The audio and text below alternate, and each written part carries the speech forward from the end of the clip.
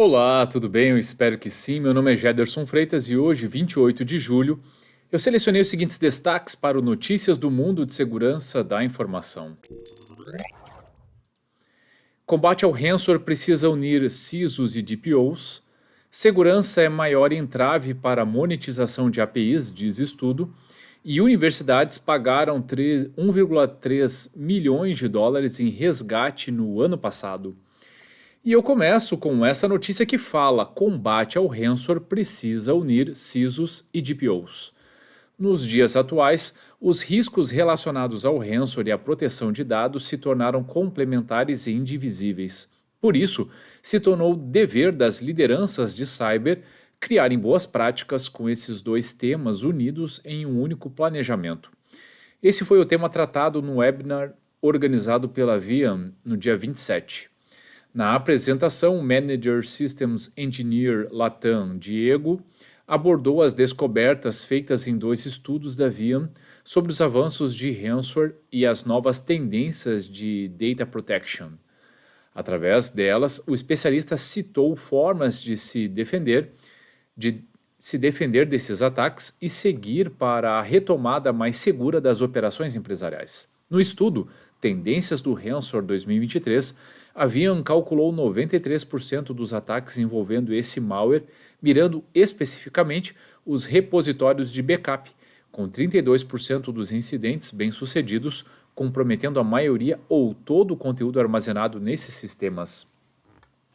Esse tem sido um dos maiores focos de preocupação, tanto de DPOs quanto de líderes de segurança da informação.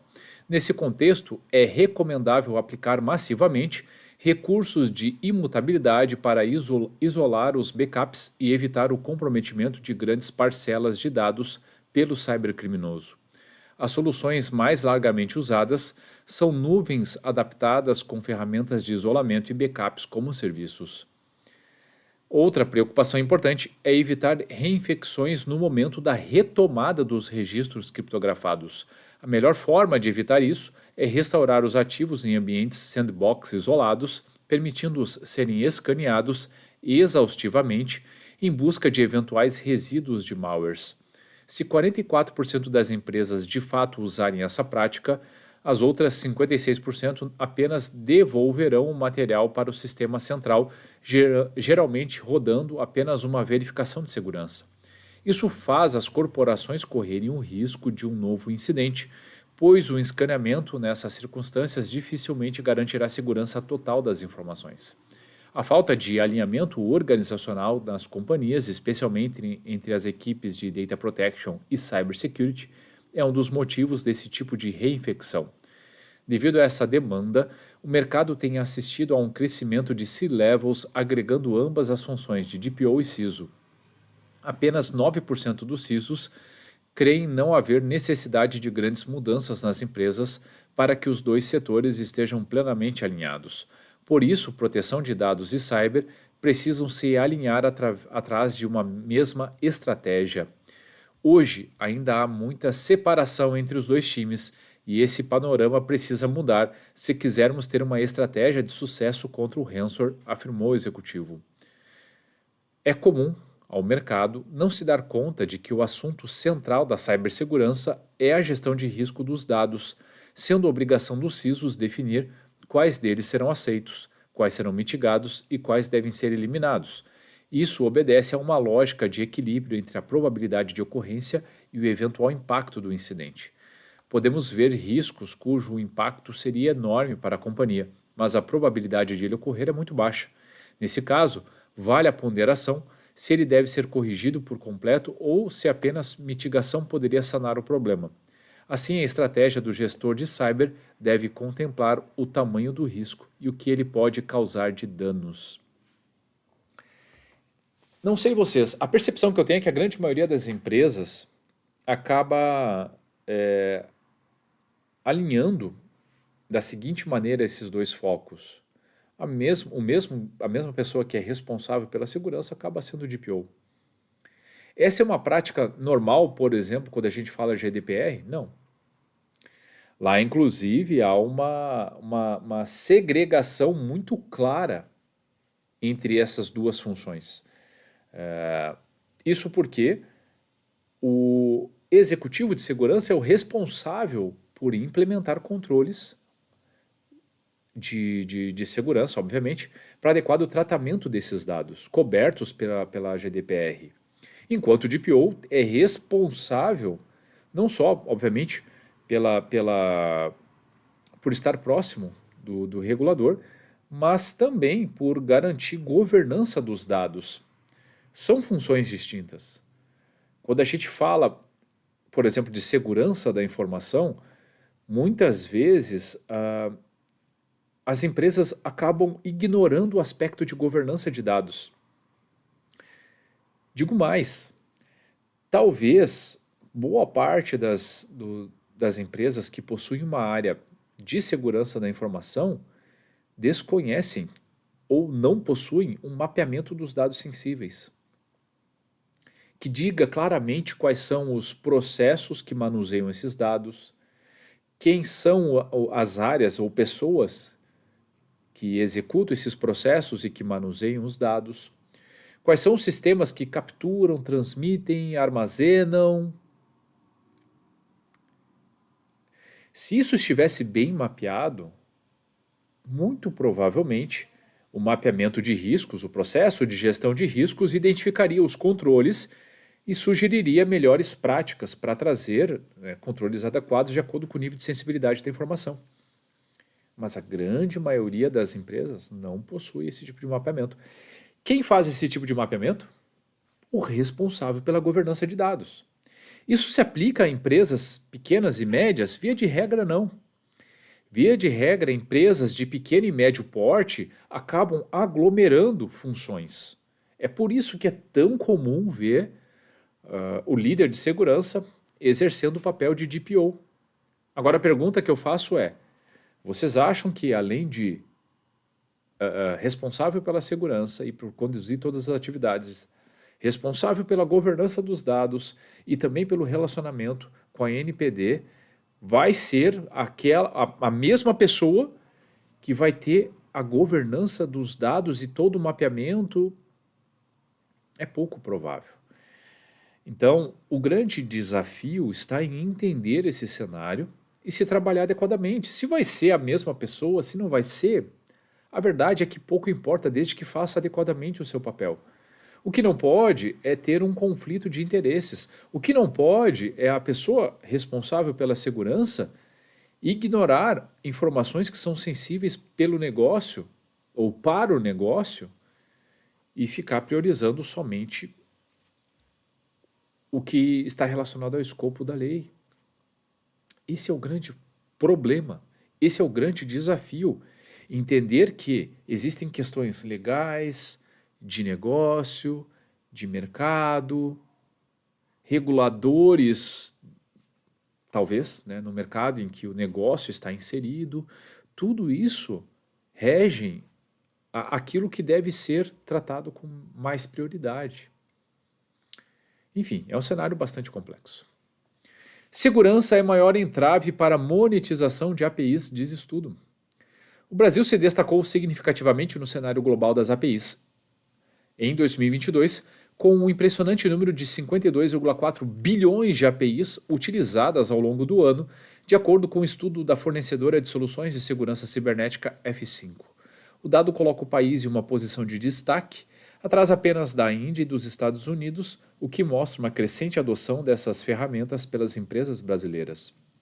Apesar desse notável crescimento e aceitação das APIs no país, a monetização dessas interfaces tem enfrentado desafios, principalmente no que diz respeito à segurança do modelo adotado. Diversas vulnerabilidades têm sido identificadas e demandam atenção e esforços para garantir a integridade e proteção dos dados e sistemas. As principais vulnerabilidades enfrentadas no modelo de monetização de APIs são as falhas de autenticação e controle de acesso, responsáveis por 30% dos problemas relatados. Essas falhas podem permitir o acesso não autorizado a informações confidenciais e podem representar sérios riscos para as empresas e usuários envolvidos. Além disso, os vazamentos de dado são uma preocupação constante, respondendo por 18% das vulnerabilidades identificadas no estudo. A exposição não intencional de informações sensíveis pode resultar em perda de confiança dos usuários e impactar negativamente a reputação das organizações que operam com APIs. Outra preocupação significativa está relacionada aos problemas causados pela lógica de negócio dos modernos ecossistemas, responsáveis por 16% de vulnerabilidades. Esses problemas podem ser decorrentes de erros de implementação ou de falhas de design das APIs, o que pode comprometer a funcionalidade e a segurança dos serviços. Tanto desenvolvedores quanto gestores de sistemas enfrentam desafios no monitoramento das APIs, o que representa 13% das dificuldades enfrentadas nesse contexto. Um monitoramento adequado é essencial para identificar atividades suspeitas, anomalias e garantir a rápida resposta a possíveis incidentes de segurança. Adicionalmente, os ataques de negação de serviço focados em API têm sido uma preocupação crescente, representando 8% das vulnerabilidades reportadas. Esses ataques podem sobrecarregar os servidores e indisponibilizar os serviços, prejudicando tanto os negócios como as experiências dos usuários.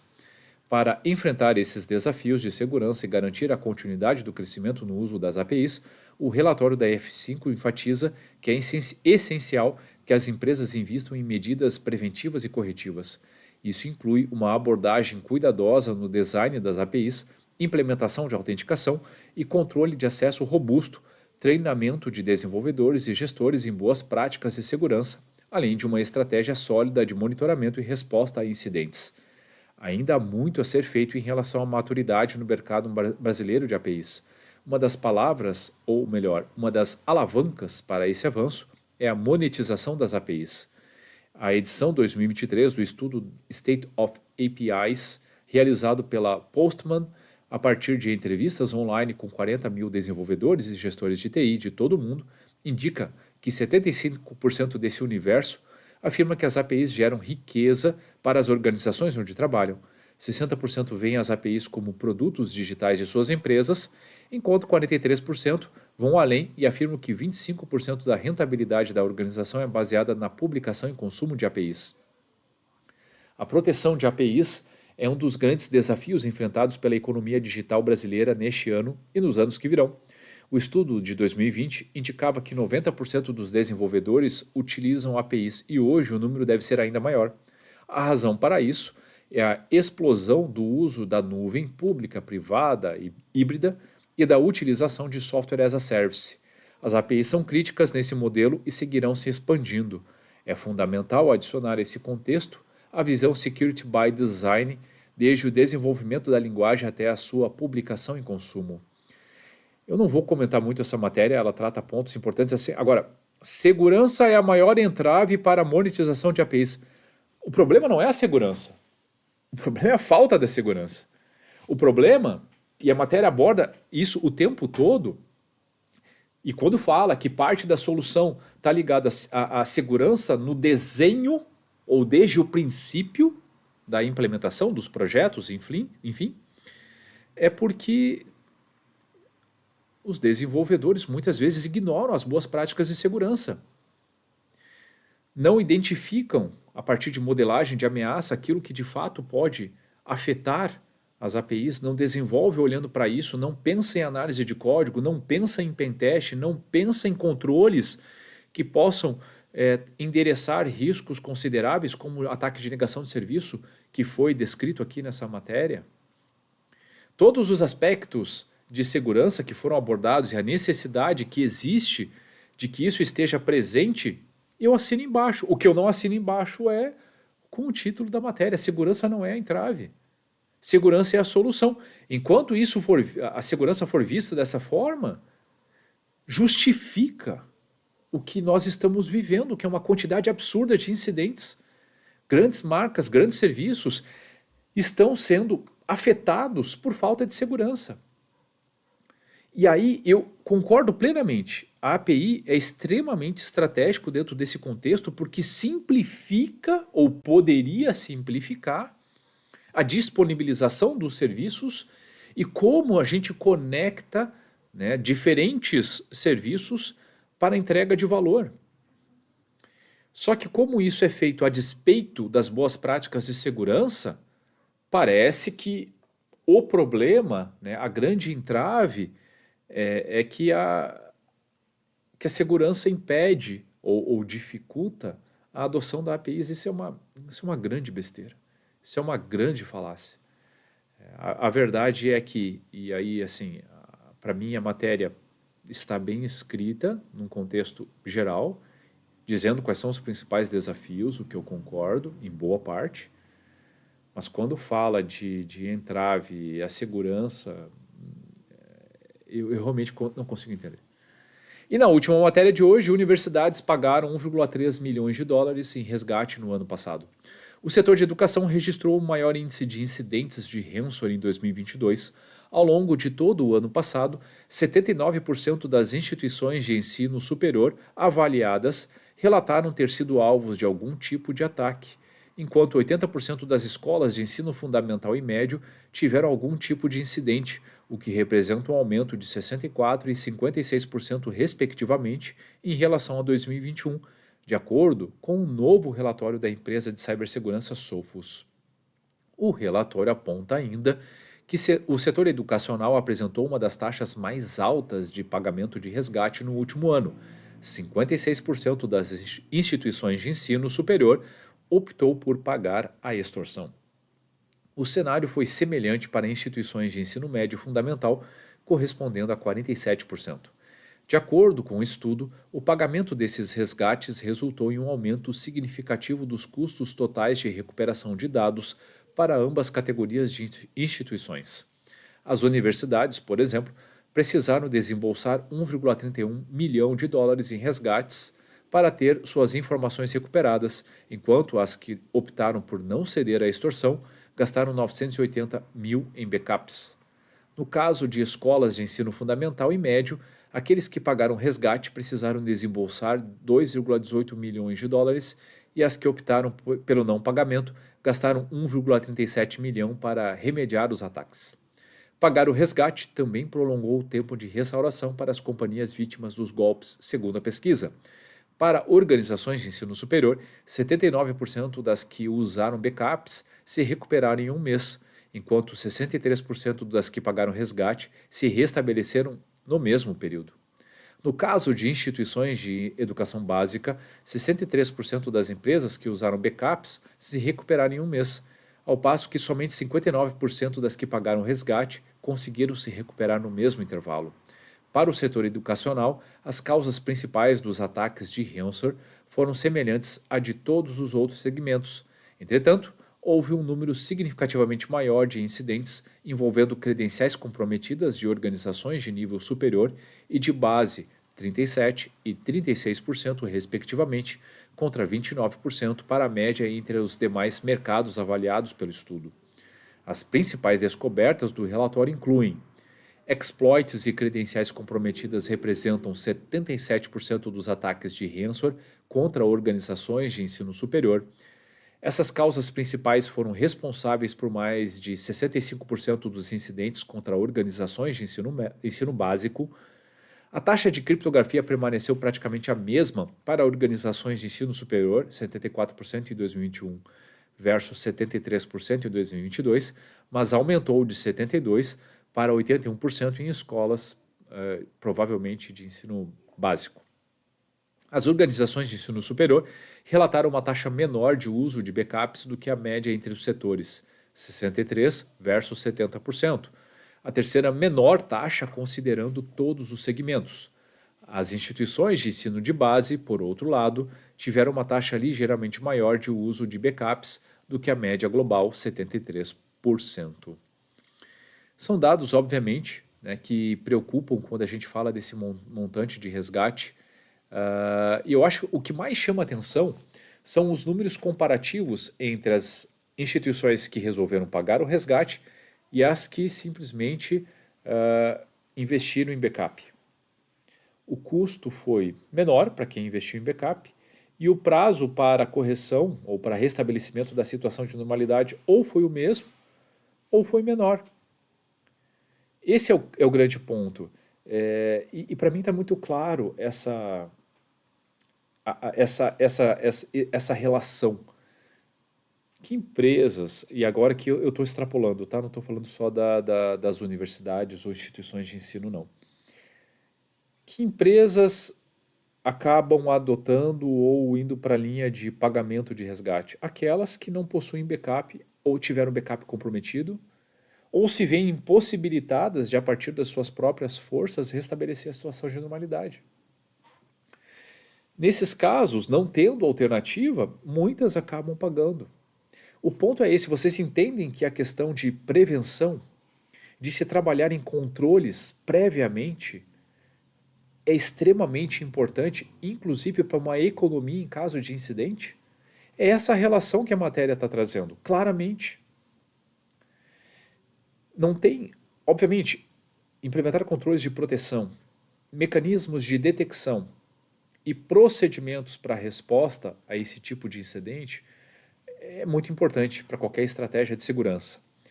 Mas percebam que, independente se a empresa investe, tem uma estratégia clara, incidentes podem acontecer. Essa matéria deixou isso muito claro. Mesmo as empresas que investiram em backup tiveram problemas, passaram por incidentes, mas elas estavam preparadas para restabelecer a situação de normalidade. Esse é o ponto. Muitas vezes, trabalhar de forma reativa, ou seja, esperar que o pior aconteça e só então investir e só então gastar, sai mais caro. É pior. Então, se essa matéria não conseguiu trazer argumentos que sensibilizassem aqueles que ainda pensam que é melhor deixar para depois esses investimentos, não sei o que poderia fazer. Bom, pessoal, o que eu tinha selecionado para hoje era isso. Espero sinceramente que vocês tenham gostado, e se você gostou do conteúdo, se fez sentido para você, então curta, salve, compartilhe esse post ou marque as pessoas que podem se beneficiar desse tipo de conteúdo. Eu tenho certeza que, fazendo essas ações, podemos fazer a diferença trazendo mais cultura de segurança da informação. E se você ficou com alguma dúvida, tem alguma crítica ou sugestão, fique muito à vontade para deixar comentários ou mandar mensagem diretamente para mim. Combinado? Ótimo dia, ótimo final de semana a todos e até a próxima.